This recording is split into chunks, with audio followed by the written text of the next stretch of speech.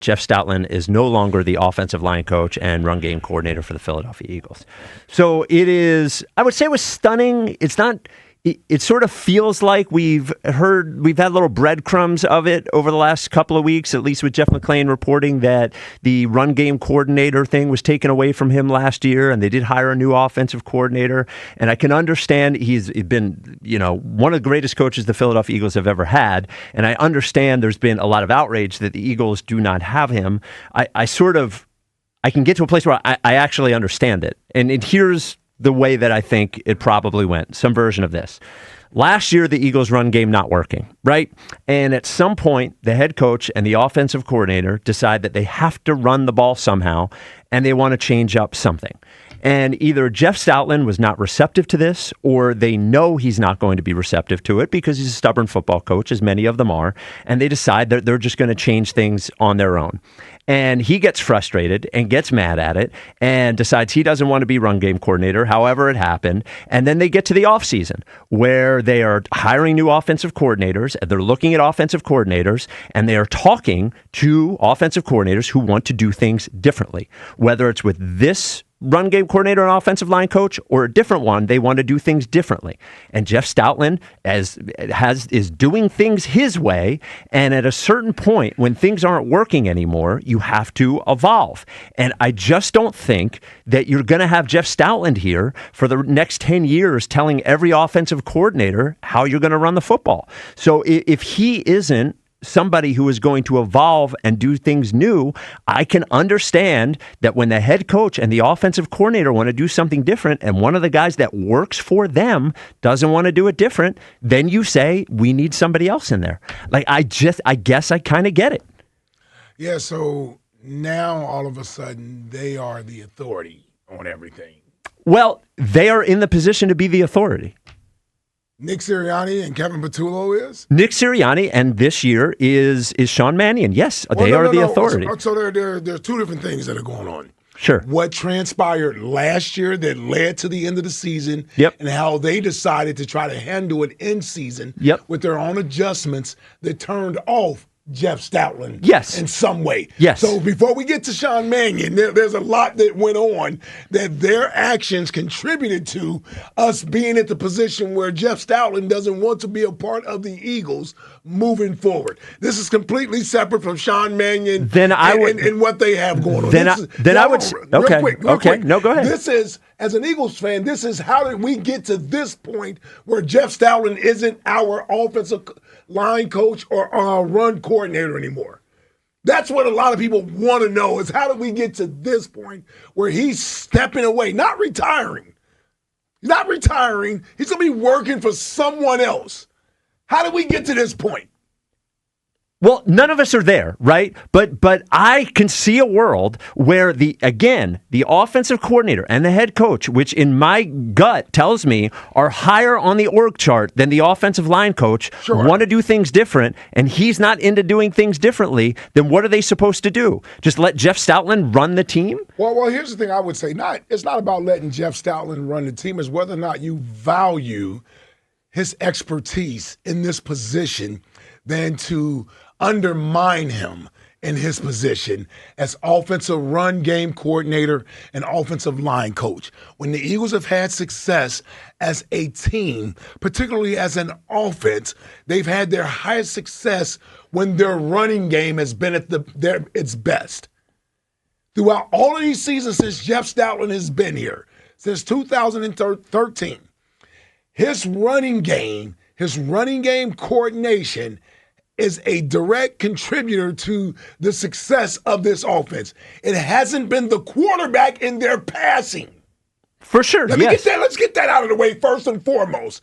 In the 13 years that he's been here, how many times has the quarterback been the de facto leader of everything that was going on? Maybe once, twice? Couple times, maybe? Yes. Couple times, yes. It's usually leaning on the running game, the offensive line. Oh, and by the way, it's not like you're drafting him blue chip players year in and year out. He's gotten the best out of guys that you didn't expect to get what you got out of those guys. So for me, I'm dealing with the idea of we're in the middle of trying to repeat as Super Bowl champions, and we were led by our running game last year to a title. That in the midst of the season struggling with the passing game, you're messing with the running game. Well, last year we were struggling with the running game but as well last year. Everybody told me it was understandable that attrition, games, injuries, all of these things contributed, not scheme. Jeff Stoutland is a part of the scheme. He doesn't play. He's not physically out there blocking. So if guys aren't physically able to do things, how is that the coach's fault? Well, what I would say is if the guys aren't physically able to do the thing that we're doing, we should try to do something else. None of us wanted Nick Sirianni or Kevin Petullo to just throw their hands up in the air and say that something else that actually worked. Well, what did they do that was different? We ran the ball better against Oakland. We ran the ball better against Washington. I have no idea if it worked. We ran the ball better against inferior opponents. Yes, all I know is that I do not blame them for wanting to try something different. Well, I blame them for Jeff Stoutland not being here. That's what I blame them for. And not blaming them for not having one of the best offensive line coaches in football, a part of your staff again. We talk about not losing good players. Well, since when are we just letting good coaches leave that develop players? But what if he didn't want to change? Then what are you supposed to do? Well, here's what I would ask. What is it that you're asking him to change? If what he's done for a decade plus has been successful, what are you presenting to him that should convince him to change? Just because you're in a position of authority? Well, you're not in a position of authority because you know more about this than I do. You don't know more about blocking and run game than I do. Just because you're in a position of authority doesn't mean you're an expert on run blocking and run game coordinating. There's a difference. So whoever the offensive coordinator and head coach is, as long as Jeff Stoutland's here, they have to listen to Jeff Stoutland. And we're going to run the ball the way that Jeff Stoutland says. Well, here's what I would say. If he's going to be here and you value what he's done in years past, then yes, he should be a part of the game planning, of the ideas, the philosophies. Yes, he's earned that respect. Yes, he's earned that. It doesn't mean what he says is end all to be all. Jeff Stoutland doesn't strike me as someone who isn't a team player. Based on some of these reports from Tim McManus, it's almost as if he was blindsided by some of this stuff that was happening and being done without his knowledge. Does Nick Sirianni strike you as the kind of coach that would change things without talking to Jeff Stoutland? Because one of the things that we all say that Nick Sirianni is good at is communicating within the building, right? We say he's not great, in the press conferences, interviews he's hit or miss, but does he strike you as a guy that would say, screw Jeff Stoutland, I'm not talking to him about it? Here's what I'm going to say, Spike. Yes. To all of that.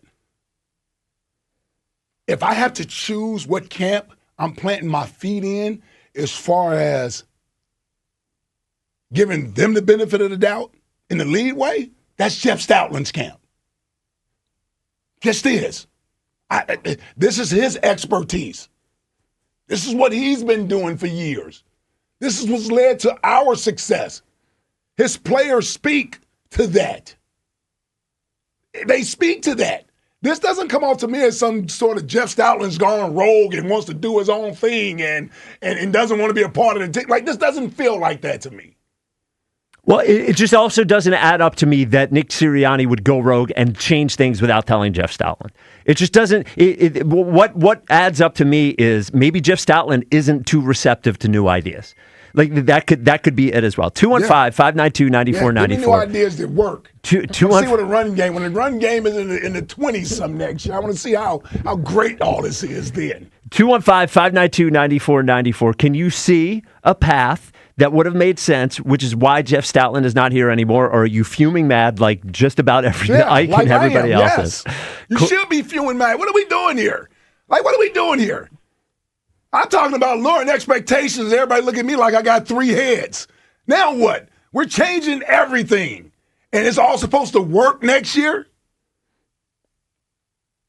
How can you as an Eagles fan be sitting here right now feeling confident and comfortable about moving forward? Our pets' heads are falling off right now as it pertains to this team. And Coach Fangio is on his way out the door. He is back, though. Yeah, for one more year. Per Jeff McLean. Yeah. One more not year. officially per Jeff locked McLean. in for the next 5 years. I don't think so. He's on his way out of here, too. We should all feel great. Great. Awesome. 215-592-9494. Coaches that ain't coached before. Nick Sirianni's in charge. You all don't even know whether you want him to be in charge. Now all of a sudden, I'm supposed to be confident that this is something Nick decided to do and I should believe in this? You don't believe in the guy and nothing else, but now it should be okay that he's getting rid of the best offensive line coach we've had in franchise history. Awesome.